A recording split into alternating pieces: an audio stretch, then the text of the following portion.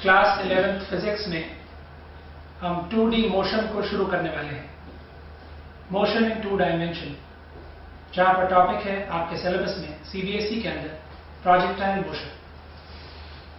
2D के इस topic को समझने के लिए सबसे पहले फिजिक्स में एक बुनियादी बात को समझना होगा। हम अच्छे से जानते हैं कि 2D का मतलब है 2 एक्सिस, से X axis and Y axis. तो मैं सबसे पहले आपके लिए 2D में 2 एक्सिस ड्रॉ करके दिखाता हूं और उसके बाद प्रोजेक्टाइल मोशन की गहराई में चलते हैं। चीजें बहुत ही सरल हैं, आइए देखते हैं।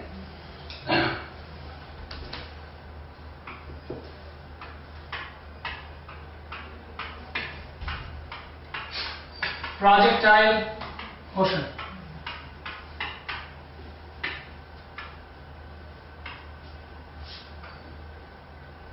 मैंने 2 एक्सिस आपके सामने बनाए हैं और इन दोनों एक्सिस के नाम हैं X axis and Y axis. X axis horizontal पर ड्रॉ किया गया है और Y एक्सिस जैसा आप देख रहे हैं वर्टिकल पर।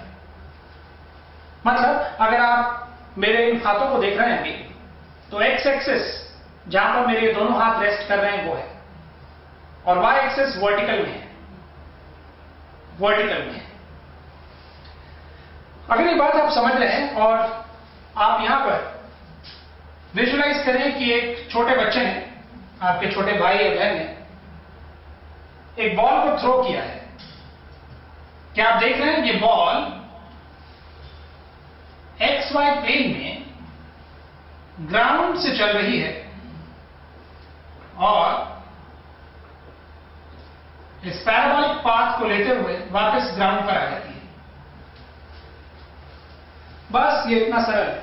आप इसे ground to ground projectile motion पुकार सकते हैं। अब जरा गहराई में देखें, आपके उस छोटे भाई या बहन ने इस बॉल को ऐसे प्रोजेक्ट किया था,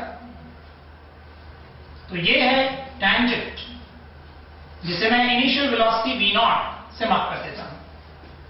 X एक्सिस से इस इनिशियल वेलोसिटी V0 का एंगल है थीटा। साइड व्यू में देखते हैं। मैंने एक बॉल को, आपके छोटे भाई बहन, मैंने कह दिया, मैं एक बॉल को इस तरह से सामने की तरफ फेंकता हूं। बॉल ग्राउंड से शुरू हुई, इनिशियल वेलोसिटी जिससे मैंने फेंका वो टेंजेंट के अलोंग है, और बॉल ये पाथ लेती हुई, जिसे आप पैराबोलिक पाथ कह सकते हैं या ट्रेजेक्टरी पाथ कह सकते हैं, उसे ट्रैवल करती हुई ग्राउंड से ग्राउंड पर लैंड की है। अब खास बातें शुरू होती हैं। अगर मैं इस वेलोसिटी V0 को रिजॉल्व कर लेता हूं X एंड Y कंपोनेंट्स में, तो हम देखते हैं कि वेलोसिटी के 2 कंपोनेंट बनते हैं। X एक्सिस के along V0 cos theta and Y axis के अलोंग V0 sin थीटा। तो ग्राउंड टू ग्राउंड प्रोजेक्टाइल में सबसे पहली चीज आपने ये देखी कि इनिशियल वेलोसिटी जो टैंजेंट के अलोंग, जो टैंजेंट टू पैराबोला या ट्रेजेक्टरी बनाया गया था इनिशियल पॉइंट ऑफ प्रोजेक्शन पर, उस वेलोसिटी को रिजॉल्व करने पर हमें 2 कंपोनेंट मिलते हैं। X एक्सिस पर V0 cos theta, Y axis पर V0 sin theta. X axis के अलोंग ग्रेविटी नहीं है, सिंपल। ग्रेविटी का अगर कंपोनेंट बनाएंगे आप G cos 90 यानी 0 के बराबर बनेगा। मैंने कहा X एक्सिस के अलोंग, X एक्सिस के अलोंग ग्रेविटी नहीं है, क्योंकि ग्रेविटी अलोंग वर्टिकल होती है।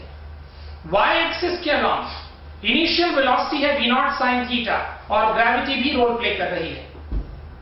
यानी मैं अब इस पूरे पाथ पर कुछ ऐसा कह सकता हूं, X एक्सिस के अलोंग,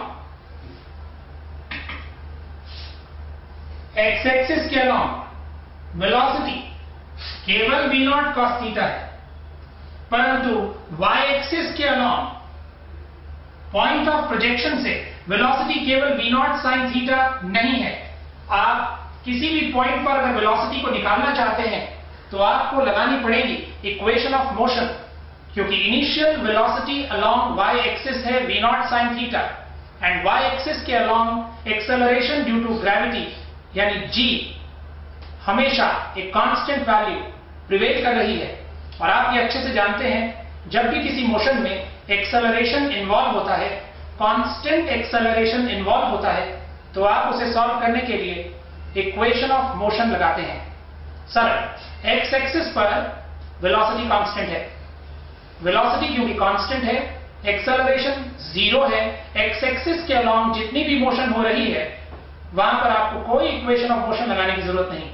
कांस्टेंट वेलोसिटी के लिए सिंपल फॉर्मूला होता है डिस्प्लेसमेंट अपॉन टाइम, जबकि वाई एक्सिस के अलोंग जितनी भी मोशन हो रही है वहां पर इनिशियल वेलोसिटी है v0 sin theta and gravity g is constant. तो आप जितनी भी मोशन की इक्वेशंस लगाएंगे वाई एक्सिस के लिए वो इक्वेशन ऑफ मोशन से सॉल्व करेंगे।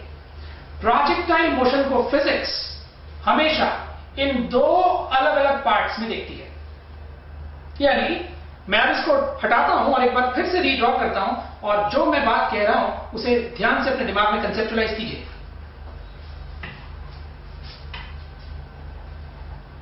फिजिक्स कहता है कि अगर आपने किसी ऑब्जेक्ट को थ्रो किया है और वो यहां पर है, तो जरा मार्क करने दीजिए मुझे। आप देख रहे हैं कि एक्स एक्सिस पर उस बॉल ने या पार्टिकल ने एक्स डिस्टेंस कवर कर लिया है, और वाई एक्सिस पर उसी बॉल या पार्टिकल ने से वाई डिस्टेंस कवर कर लिया है। एक्स डिस्टेंस को कवर करने के लिए पिछले रेफरल ड्राइंग से v0, अगर मैं मान लूं कि v0 इनिशियल वेलोसिटी है और थीटा एक्स एक्सिस के रिस्पेक्ट एंगल ऑफ प्रोजेक्शन है, ये v0 है। मैं हॉटस्पॉट कर रहा हूं क्योंकि मैं पिछली ड्राइंग को यहां पर दोबारा से बना रहा हूं। मेरा मकसद ये था कि मैं आपको दिखाऊं x एंड y, और आपको बताऊं कि x को ट्रैवल करने के लिए जो वेलोसिटी रिस्पॉन्सिबल है वो है v0 cos theta, and y को ट्रैवल करने के लिए आप केवल v0 sin थीटा से y को मेजर नहीं कर सकते, आपको इक्वेशन ऑफ मोशन लगानी होगी, यानी y डिस्टेंस ट्रैवल करने के लिए जो एप्रोप्रिएट इक्वेशन आप लगा पाएंगे वो होगी ut प्लस हाफ at², जहां पर u की वैल्यू को आप लेंगे v0 sin थीटा और a की वैल्यू को आप लेंगे -g, क्योंकि काइनेमैटिक्स में हमने पढ़ा था sign of g is always negative for all equations, for all purposes, whether it is upward motion और downward motion, the sign of g is negative. तो y को कवर करने के लिए आप इक्वेशन ऑफ मोशन लगाएंगे, से y के लिए सेकेंड इक्वेशन लगेगी ut प्लस हाफ at², जहां पर u इनिशियल वेलोसिटी होगी v0 sin theta and acceleration होगा एक्सेलरेशन ड्यू टू ग्रेविटी यानी g के बराबर। आइए अब दोबारा से इस ड्राइंग को बनाने के बाद मैं इस पॉइंट को p नाम दे देता हूं, इस पॉइंट को p नाम दे देता हूं, और इसके लिए x और y की इक्वेशन लिखकर उसे सॉल्व करके दिखाता हूं। उन्हीं इक्वेशंस को जब मैं रिलेट कर दूंगा तो आप पाएंगे कि वो एक स्टैंडर्ड इक्वेशन ऑफ पैराबोला बन जाएगी, यानी ये जो पाथ इस बॉल ने लिया है उस पाथ की इक्वेशन डिस्क्राइब हो जाएगी। Let me redraw it once again for you.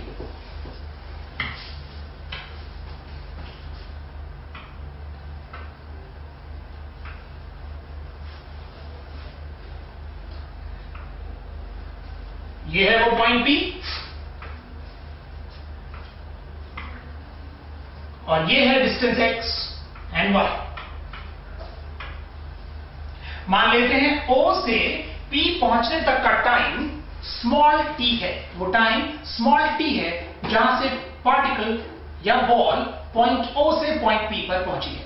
Late t is that time, let t is time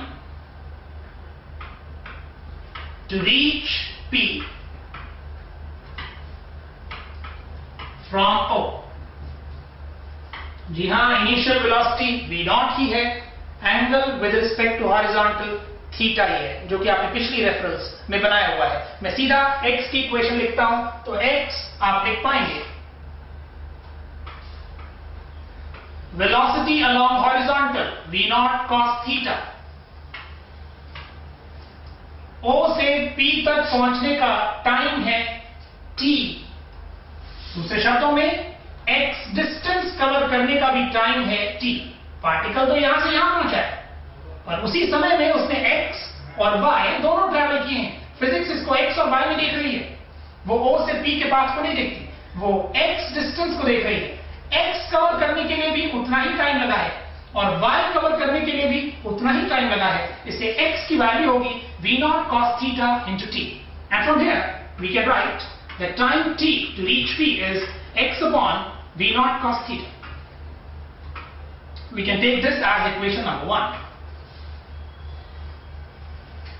अब इसके बाद मैं y डिस्टेंस के लिए इक्वेशन अप्लाई करता हूं, क्योंकि y अलोंग वर्टिकल है और वर्टिकल में आप जानते हैं initial velocity v0 sin theta है और उसके साथ ही एक कांस्टेंट एक्सेलरेशन g भी है। आप केवल इक्वेशन ऑफ मोशन लगाकर ही y की इक्वेशन को सॉल्व कर सकते हैं, जिससे मैं दाईं तरफ लिख रहा हूं।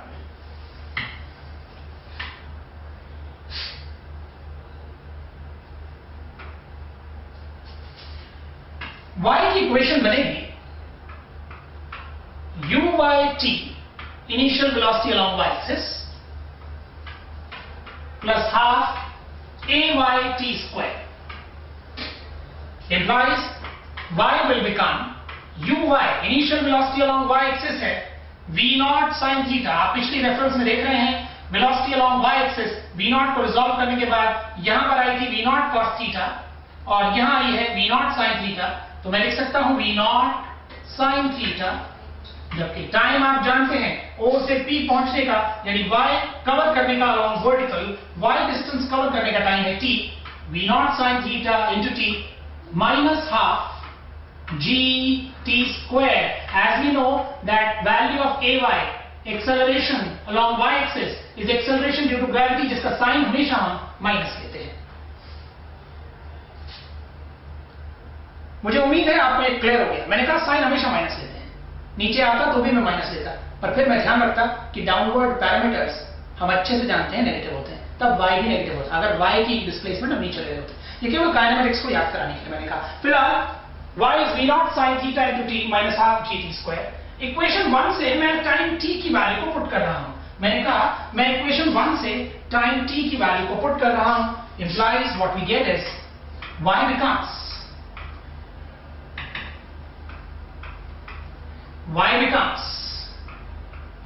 v0 sin theta into time t की value x upon v0 cos theta minus, मैं इस तरफ लिख रहा हूं minus half g and t का square, t is x upon v0 cos theta whole square. एक बार फिर से देखें, y की इस इक्वेशन में मैंने टाइम t की वैल्यू को पुट कर दिया है और रिजल्ट बन रहा है y is v0 sin theta into x upon v0 cos theta minus half g x upon v0 cos theta whole square. अब इसे सिंप्लीफाई करने पर आप देखते हैं कि ये एक स्टैंडर्ड इक्वेशन ऑफ पैराबोला बन जाएगी। मैं ये एक्स्ट्रा चीजें हटा रहा हूं और इक्वेशन को आपके लिए यहां पर सॉल्व कर रहा हूं। y की इक्वेशन बनती है, आप देखते हैं v0 कैंसिल हो रहे हैं, tan थीटा इंटू x और थोड़ा सा अरेंज करके लिख रहा हूं plus minus half g v0 cos theta यानी v0 square cos square theta whole into x square. अगर आप ध्यान से इस इक्वेशन को देखें तो आपको मिलता है above equation complies with standard equation of trajectory or parabola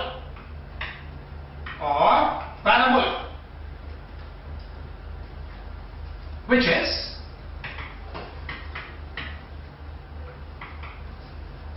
y equal to ax plus bx square।